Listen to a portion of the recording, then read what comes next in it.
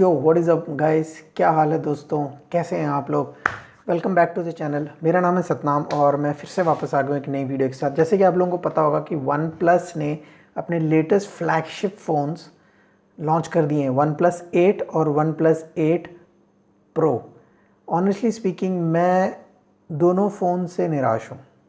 One plus 8 से इसलिए नाराज़ हूँ क्योंकि मुझे लगता है कि वन प्लस 7T के मुकाबले ज़्यादा कुछ अपग्रेड नहीं किया है। इनफैक्ट कैमरा के मुकाबले में डाउनग्रेड किया है। और रही बात वन प्लस 8 प्रो, जो कि सच में अपग्रेड है और उसको एक एक्चुअल में फ्लैगशिप फ़ोन कह सकते हैं क्योंकि इसमें बहुत सारी फीचर्स आई हैं, वो बहुत ज़्यादा महंगा है। तो देखा जाए तो मैं दोनों फ़ोन से ही निराश हूँ। मुझे दोनों फ़ोन ही अच्छे नहीं लगे। अच्छे हैं लेकिन कीमत की वजह से मैं उन्हें अच्छा नहीं बोल रहा हूँ। एक एक करके दोनों पे वीडियो बनाऊंगा, लेकिन मैं पहले शुरुआत करने जा रहा हूँ वन प्लस 8 के साथ। ठीक है, तो वन प्लस 8 की अगर एक एक करके मैं स्पेसिफिकेशंस के बारे में बात करूँगा और उसके बाद मैं बताऊँगा कि मुझे उसमें कुछ अच्छा लगा या नहीं। ठीक है, तो सबसे पहले स्टार्ट करते हैं इस फ़ोन के वेट के साथ। अगर इस फ़ोन का वेट है 190 ग्राम्स और जो इस फ़ोन का वेट है 180 ग्राम्स, और जो इसका जो पहले वाला था जिसका ये सीक्वल है वन प्लस 7T, वो 190 ग्राम्स था। तो देखा जाए तो ये फ़ोन 10 ग्राम वेट इसका कम हुआ है, तो ये एक अच्छी बात है। तो इसके लिए तो कॉन्ग्रेचुलेशंस वन प्लस को कि उन्होंने वेट कम किया है। ठीक है, तो ये एक अच्छी बात है। उसके बाद अगर डिस्प्ले की ही बात की जाए तो यहाँ पे वही डिस्प्ले है जो हमें वन प्लस 7T में मिला था। साइज़ वाइज की बात कर रहा हूँ, जो कि है 6.55 इंच का फुल HD प्लस रेजोल्यूशन के साथ, और इसमें आता है सुपर एमोलेड। ओके, ये भी अच्छी बात है क्योंकि सुपर एमोलेड IPS के मुकाबले मुझे बहुत अच्छा लगता है। इसका जो रिफ़्रेश रेट है 90 हर्ट्ज़, ये भी अच्छी बात है, लेकिन वो तो वन प्लस 7T में भी था। तो इसमें नया क्या है? इसमें भी कुछ नया नहीं। HDR10 प्लस का सपोर्ट है, गोरिल्ला ग्लास की प्रोटेक्शन है। तो ये सब कुछ जो भी है हमने वन प्लस 7T में ही देखा था। तो डिस्प्ले ऑलमोस्ट सेम है, साइज़ भी वही है, रेजोल्यूशन भी वही है और इसकी रिफ़्रेश रेट भी वही है। फ़र्क सिर्फ इतना है कि वन प्लस 7T का जो डिस्प्ले था वो फ्लैट था, और जो वन प्लस 8 है उसका जो डिस्प्ले है वो कर्व्ड एजेस के साथ आता है, जो हमें ज़्यादातर सैमसंग के फ़ोन्स में देखने को मिलता है। सैमसंग के जो फ्लैगशिप फ़ोन्स हैं उनमें देखने को मिलता है। पर्सनली मुझे फ्लैट स्क्रीन्स पसंद है। वन प्लस ये जो कर्व्ड एजेस हैं देखने में तो अच्छे लगते हैं, लेकिन रियल लाइफ में ये एक बहुत बड़ा सरदर्द है। एक तो उनके गिर के टूटने के चांसेस ज़्यादा होते हैं डिस्प्ले के, क्योंकि कर्व्ड एजेस हैं। दूसरा रीज़न ये है कि जब आप पकड़ते हो हाथ में तो एक्सीडेंटली कर्व्ड एजेस की वजह से कुछ देख रहे होते हो तो हाथ लग के बदल जाता है। कुछ आप फिल्म देख रहे हो और अचानक वो बंद हो जाता है क्योंकि कर्व्ड एजेस है। तो ये कर्व्ड एजेस मुझे बिल्कुल पसंद नहीं है। मुझे फ्लैट डिस्प्ले पसंद है जो वन प्लस 7T में था। तो मुझे लगता है कि ये गलती की है वन प्लस ने, ये कर्व्ड एजेस दे के। उसके बाद अगर प्रोसेसर की बात करें तो यहाँ पे हमें मिलता है स्नैपड्रैगन 865। तो प्रोसेसर उन्होंने सच में अपग्रेड किया वन प्लस ने, लेकिन इसका क्रेडिट मैं वन प्लस को नहीं दूंगा, इसका क्रेडिट मैं दूंगा क्वालकॉम को, जो स्नैपड्रैगन के प्रोसेसर बनाती है। उनकी इन्वेंशन, उन्होंने लेटेस्ट प्रोसेसर बनाया है, बना के मार्केट में दे दिया है और वन प्लस ने उनसे ख़रीद के डाल दिया है। इसमें वन प्लस का कोई क्रेडिट नहीं दूंगा मैं, तो सीधी सी बात है।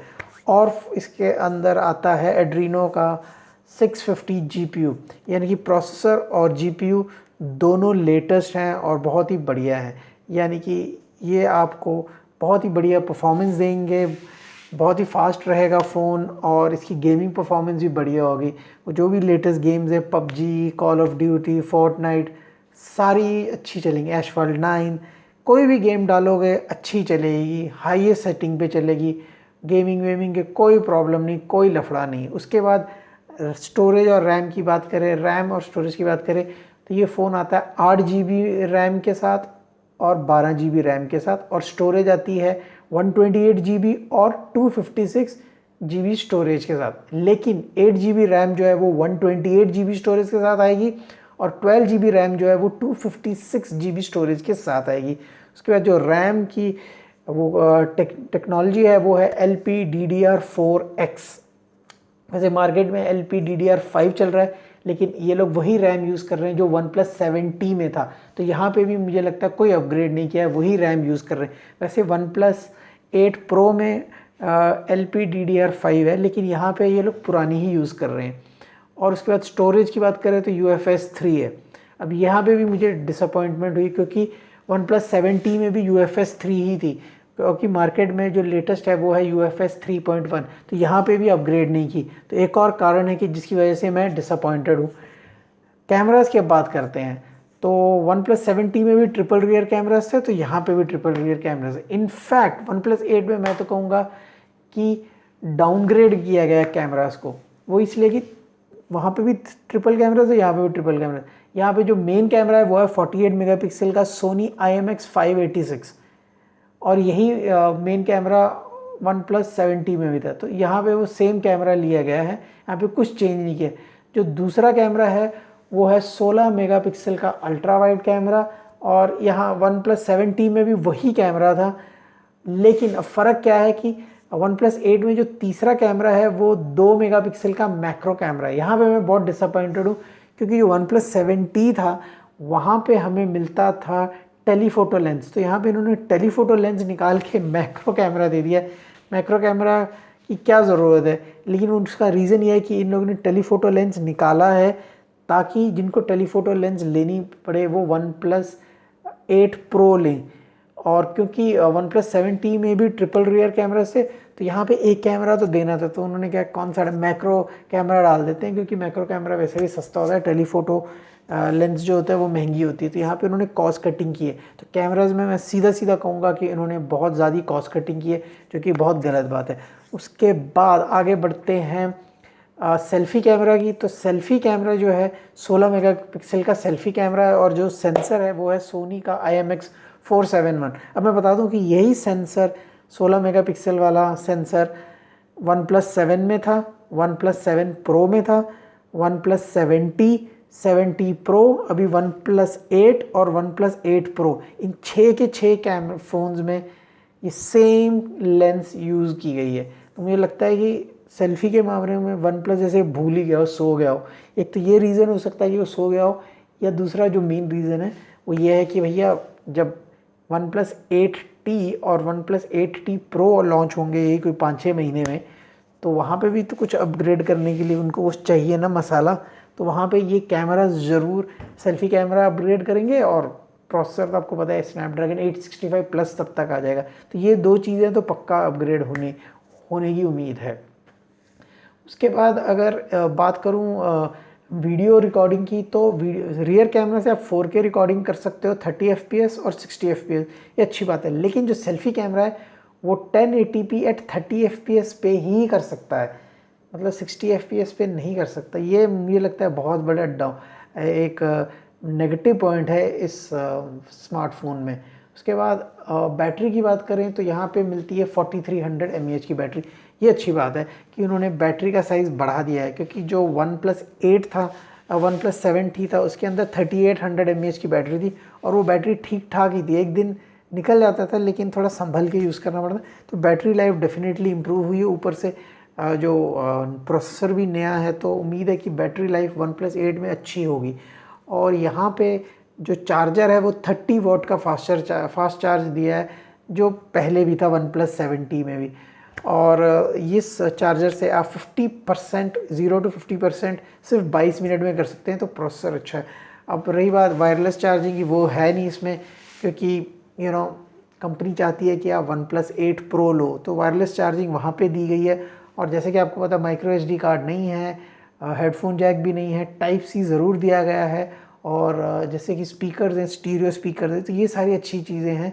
लेकिन LED नोटिफिकेशन लाइट इसमें भी नहीं है, पहले आती थी, लेकिन इनफैक्ट OnePlus 1 जो पहली बार आया था 2014 में, उसमें LED नोटिफिकेशन लाइट थी, लेकिन OnePlus 8 में नहीं है। तो इन्होंने LED नोटिफिकेशन बाद में निकाल दी, पता नहीं क्यों, ऐसा क्यों करते हैं। NFC है, और रही बात फिंगरप्रिंट स्कैनर की, वो है in display fingerprint scanner, face unlock भी है, और इस फ़ोन में का जो है Android 10 out of the box आता है, और उसके ऊपर जो स्किन है वो है Oxygen OS, जिसके बारे में आपको पता है कि पूरी वर्ल्ड में फेमस है।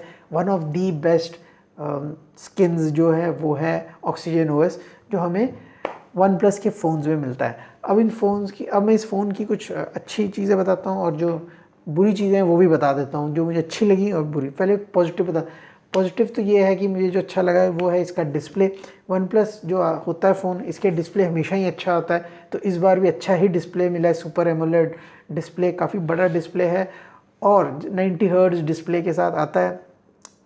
ये एक प्रो है, लेकिन ये कोई अपग्रेड नहीं। पिछले जो मॉडल था 70 उसमें भी यही था, तो ये कुछ अपग्रेड नहीं। दूसरा है कि इसमें लेटेस्ट स्नैपड्रैगन का फ्लैगशिप प्रोसेसर है और बढ़िया जीपीयू जो कि एड्रीनो 650। बैटरी लाइफ काफ़ी इंप्रूव होगी, पहले से बैटरी लाइफ उन्होंने बढ़ा दी है। ऑक्सीजन ओएस मुझे पसंद है वैसे भी। और जो मुझे चीज़ अच्छी लगती है इस फ़ोन की वो है नोटिफिकेशन स्लाइडर, जो बाकी फ़ोन्स में तो आता ही नहीं। आई डोंट नो इस फीचर को बाकी फ़ोन्स क्यों नहीं कॉपी कर रहे, क्योंकि नोटिफिकेशन स्लाइडर मुझे लगता है कि ये काफ़ी एक अच्छी फीचर है जो होनी चाहिए सारे फ़ोन्स में। उसके बाद जो मुझे चीज़ अच्छी लगी है इस फ़ोन की वो है इसकी बड़ी बैटरी 4300 mAh की, जो कि 30 वाट चार्जर के साथ आती है, जो 0 to 50% बैटरी 22 मिनट में चार्ज कर देती है। अब मैं बताता हूँ इस फ़ोन की जो चीज़ें मुझे अच्छी नहीं लगी, जिसको हम लोग कॉन्स कहते हैं। जो मुझे अच्छी चीज़ नहीं लगी इस फ़ोन की वो है इस फ़ोन का कर्व डिस्प्ले। वन प्लस 70 का जो डिस्प्ले था वो फ्लैट था। कर्व डिस्प्ले मुझे तो पसंद नहीं है, देखने में अच्छा ज़रूर लगता है, लेकिन उसके टूटने के और एक्सीडेंटली ऐसे पकड़ा हुआ और अंगूठा लग जाता है तो कुछ और ही दब जाता है। तो मुझे तो ये यार फ्लैट डिस्प्ले बिल्कुल पसंद नहीं है। और दूसरी चीज़ जो मुझे इस फ़ोन में अच्छी नहीं लगी वो है इसका LPDDR4X रैम, जो कि पुराना हो चुका है, क्योंकि प्रो मॉडल में LPDDR5 है। तो यहाँ पे दे देते तो क्या बिगड़ जाता है इन लोगों का। ऐसा जानबूझ के कर रहे हैं ताकि चाहते हैं कि लोग प्रो मॉडल ही लें। उसके बाद जो अगली चीज़ मुझे पसंद नहीं आई वो है इसकी स्टोरेज, जो कि है UFS 3 क्योंकि मार्केट में UFS 3.1 चल रहा है, तो स्टोरेज भी लेटेस्ट ही दे देते तो अच्छा होता। उसके बाद जो अगला कॉन मुझे पसंद नहीं वो है कि सेल्फ़ी कैमरा को बिल्कुल इम्प्रूव नहीं किया। सॉफ्टवेयर से शायद थोड़ा बहुत इम्प्रूव कर दें, बट हार्डवेयर वही है 16 मेगापिक्सल का सोनी का IMX471। और इस फ़ोन में जो अगली चीज़ मुझे पसंद नहीं आई है वो कि इसमें कोई टेलीफोटो लेंस नहीं है। जो पहला मॉडल था 70 उसमें था, इन लोगों ने वो टेलीफोटो लेंस निकाल के मैक्रो लेंस लगा दिया है। यार ऐसा कौन करता है, लेकिन वन प्लस ने कर दिया है।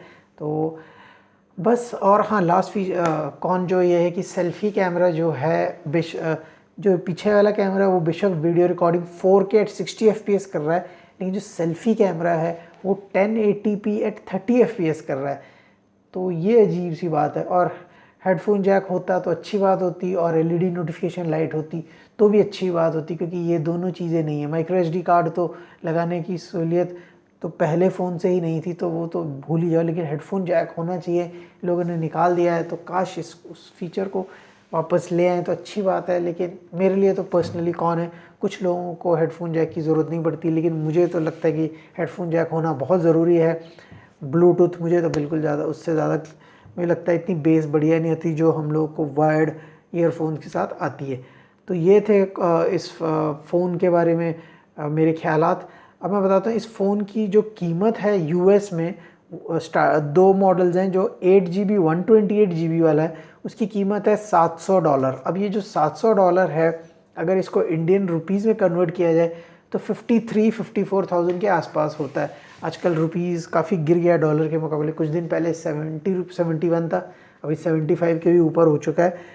तो 53,000 का कुछ बनता है इंडिया में। और जो दूसरा मॉडल है 12GB रैम और 256GB स्टोरेज के साथ, उसकी कीमत US में है $800, और वो अगर इंडियन रुपीज़ में उसको कन्वर्ट किया जाए तो 60,000 रुपये बनता है।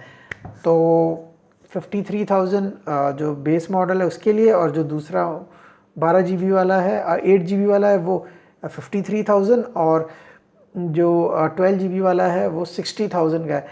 तो मुझे लगता है कि अब ये फ्लैगशिप किलर जो मार्केट में बन के आया था, अब वो तो रहा नहीं है।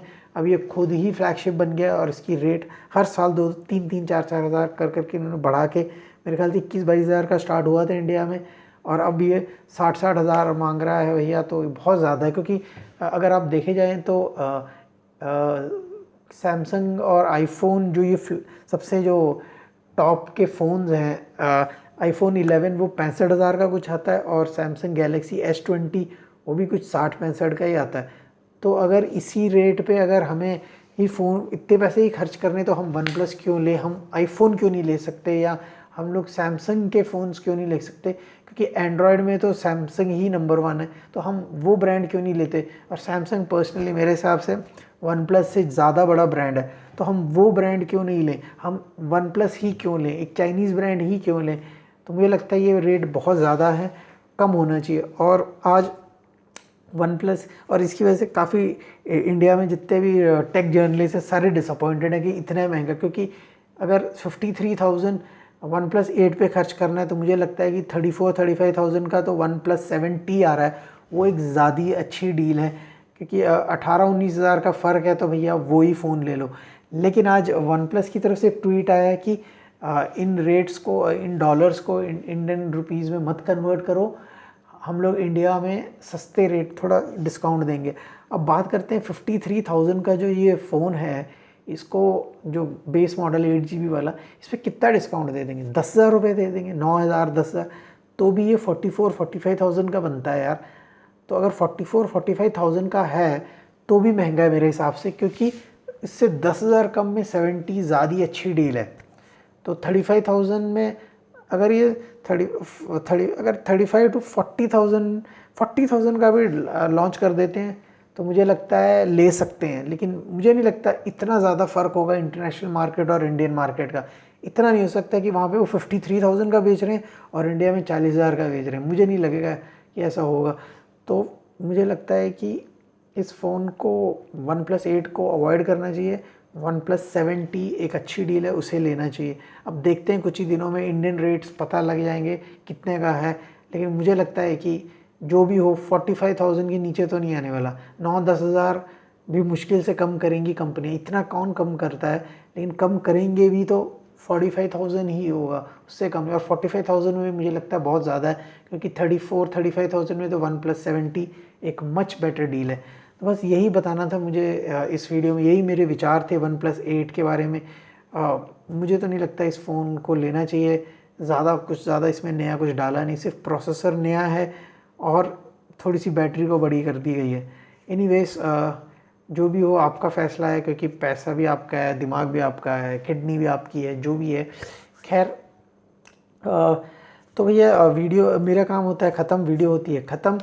अब आपका काम शुरू होता है, वीडियो को लाइक कर दो और चैनल को भी सब्सक्राइब कर दो, क्योंकि जब आप वीडियो को लाइक करते हो और चैनल को सब्सक्राइब करते हो तभी आपका प्यार और आशीर्वाद मुझे मिलता है। तो मिलते हैं अगली ही ऐसी एक टेक वीडियो में, तब तक बाय, सी यू।